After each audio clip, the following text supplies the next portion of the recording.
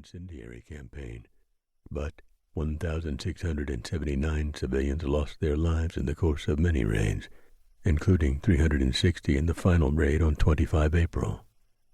One of the reactions from a population made desperate and angry and frightened by the bombing was to attack American crews who managed to bail out and land on Austrian territory, a reaction common across Germany. Several were injured or killed because they could not be protected soon enough by the police or military authorities. One group of prisoners was sent to the notorious Austrian camp at Mauthausen, where prisoners were deliberately worked to death. This was against the Geneva Convention, but by that stage of the war, the authorities cared little, while the airmen were the object of a profound hatred. Croissant provides a vivid picture of life at the camp. Mercifully for the airmen, the war ended before they, too, could be worked to death. Among those who fell to ground was one airman who was rescued by Hungarian opponents of the Germans, then abandoned to the hand of the oncoming Red Army.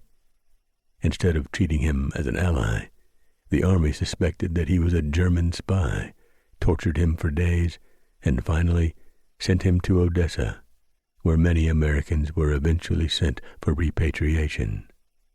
The Soviet authorities then bizarrely insisted that the man they had spent days torturing should now have a feast in his honor, with plentiful bottles of vodka, if he promised not to say how he had been mistreated. No wonder the airmen who fell into Soviet hands found it hard to understand the mentality of their liberators. The account of the final bombing raid of the war is full of rich, dramatic detail. At times, it seems possible to imagine that you are there, cramped inside the airplane alongside the young men who were, as one of them later put it, fugitives from the law of averages.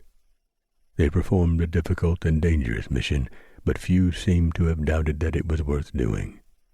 One airman told Croissant that his crew were basically a very patriotic Nazi-hating group.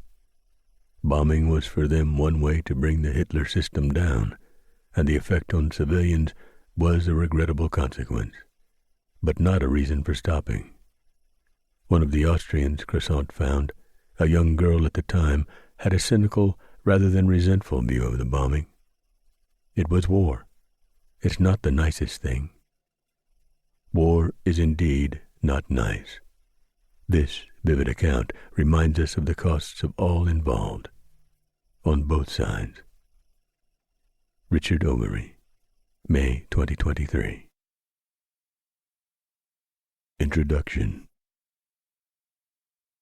Bombing Hitler's hometown is the untold true story of the 5,000 Americans who flew from bases across southern Italy during the waning days of World War II to bomb the town Adolf Hitler called home.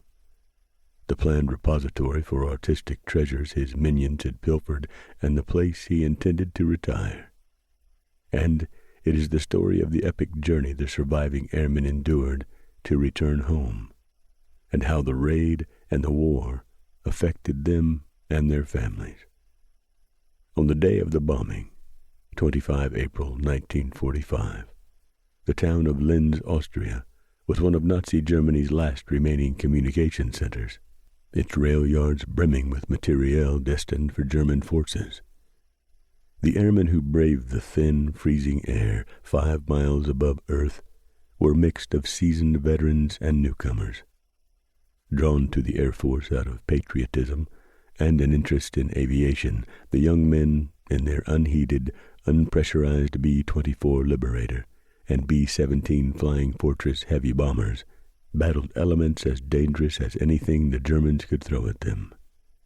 When the moment of truth came, and batteries of German anti-aircraft guns opened up on the swarms of bombers bearing down on Linz, the men flew into the middle of a man-made hell of exploding shrapnel. Aircraft and men fell from the sky as ordinary Austrians on the ground also struggled to survive under the bombs during the deadly climax of Hitler's war. White-knuckled action over one of the most heavily defended targets remaining in Europe was only the beginning. One crew parachuted to Earth and was taken into the most notorious concentration.